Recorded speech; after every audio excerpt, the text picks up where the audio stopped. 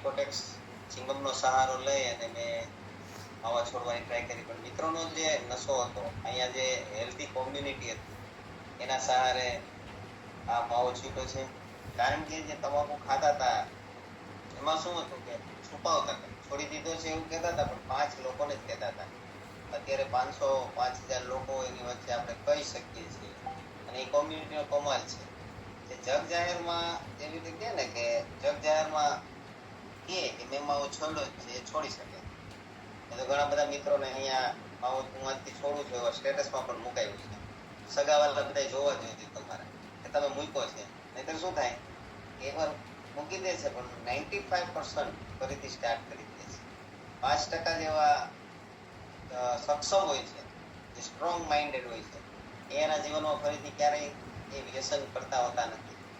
જેટલા છોડે છે એમાંથી 95% ફરીથી સ્ટાર્ટ કરતા હોય છે, પણ એ લોકોને એક પ્રયાસ છે તો એ ખૂબ ધન્યવાદને પાત્ર છે. ભવિષ્યમાં એ છોડવાનો પ્રયાસ એમને આગળ જતા એ છોડી શકશે, બતાવે છે. કોમ્યુનિટી તમને સપોર્ટ કરે છે, મોટિવેશન આપે છે. એવા લોકોની સાથે જ સંપર્કમાં નહીં રહેવાનું કે જે માવા ખાય છે. ભલે બહુ સારા મિત્રો હોય, તમારા બહુ પુરાના મિત્રો હોય, એવા મિત્રોની સાથે જ રહેવાનું આપણે બંધ કરી દઈએ. મેં એ કર્યું છે.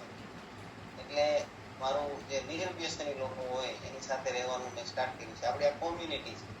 અત્યારે આ 300 હતા, ક્યારેક આપણે 500 હોય છે, ક્યારેક 5000 હોય છે, ક્યારેક 20-20 હજાર લોકોનો સમૂહમાં અમે જતા હોય છે.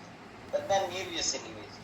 કોઈ તમને માવો, ગુટકા, તમાકુ, કોઈ સિગરેટ કે કોઈ વ્યસન ન કરતો એવા લોકોના સમૂહમાં આપણે રહીએ તો ઓટોમેટિક આપણે એમ થાય, આપણે ક્યારેક માવો કે તમાકુ સિગરેટ કાઢતા શરમ આવે. 2-3 દિવસ સુધી આપણું મન એટલું સ્ટ્રોંગ થઈ જાય.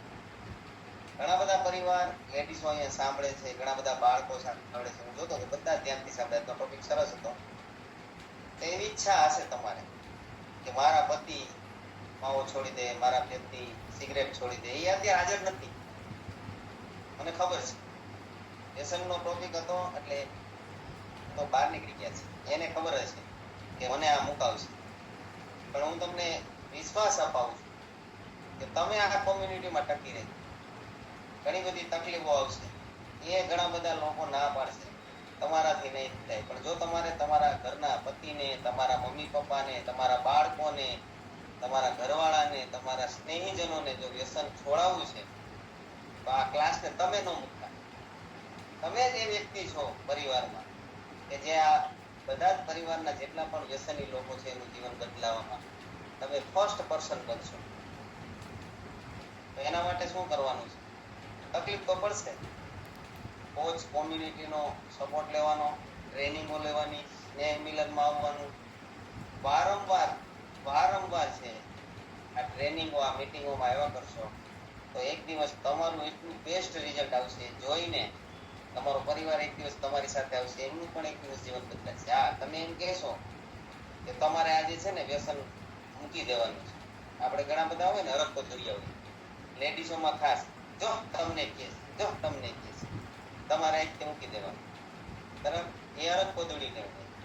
એવું કરશો તો તમારા ઘરવાળા મૂકશે, તમારા છોકરા મૂકશે નહીં, તમારા કોઈ મા બાપ મૂકશે નહીં.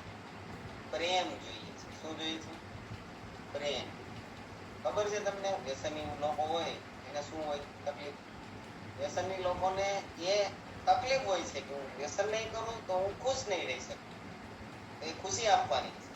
વ્યસની લોકોને એ ડર હોય કે મને પેલો ભાઈબંધ મને ખીજી જશે, મને આ મને કહેશે. પણ તમે એને એવું પ્રેમ આપો, તમે એને સંગાથ આપો, તમે એને સાથ આપો, તમે એને મોટિવેશન આપો, ચોક્કસથી છોડી શકે છે. હા, તરત નહીં છોડે. કદાચ એકવાર છોડશે, પાછું ચાલુ કરશે, છોડશે, પાછું ચાલુ કરશે.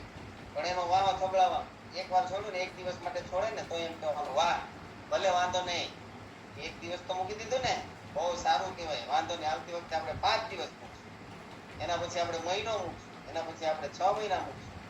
સમજાય છે મારી વાતને કહું છું એ? તો એવો સપોર્ટ તમે જો આપો તો વ્યસન છે ને છૂટી શકે છે. અને આપણે આ કોમ્યુનિટીમાં નિર્વ્યસનીનો સમૂહ ભેગો કરવાનો છે. આપણે એકલાથી આ જીત થવાની નથી. તો મારે એવા હેલ્પિંગ હેન્ડ્સની જરૂર છે કે જે આપણા સમાજમાં વ્યસન મુક્તિના આપણા અભિયાનમાં મદદ કરે છે. કેટલા લોકો મારી સાથે છે? કેટલા લોકો મારી સાથે છે કે આપણે આ વ્યસન મુક્ત સમાજ બનાવવાનો છે, વ્યસન મુક્ત પરિવાર બનાવવાના છે, ગામડે ગામડું આખું ગામ હોય આખું નિર્વ્યસની બનાવવાનું છે, ગુટકા ફ્રી, તમાકુ ફ્રી, સિગરેટ ફ્રી, બરાબર આવું બનાવવું છે. તો લોકોને નેક્સ્ટ નજીકના સ્વાસ્થ્યના સ્નેહ મિલનમાં જેટલા લોકો છે એમ કહેવાનું નહીં તમારે વ્યસન છોડવાનું છે, લઈ જાઓ, માહોલમાં લઈ જાઓ, આ લિંકમાં બોલાવો, એના ઘરે બેસવા જાઓ અને લિંક ચાલુ કરીને બેસો, એને આપણી ઘરે બોલાવો અને લિંક ચાલુ કરો, સરપ્રાઈઝ આપો, ગિફ્ટ આપો,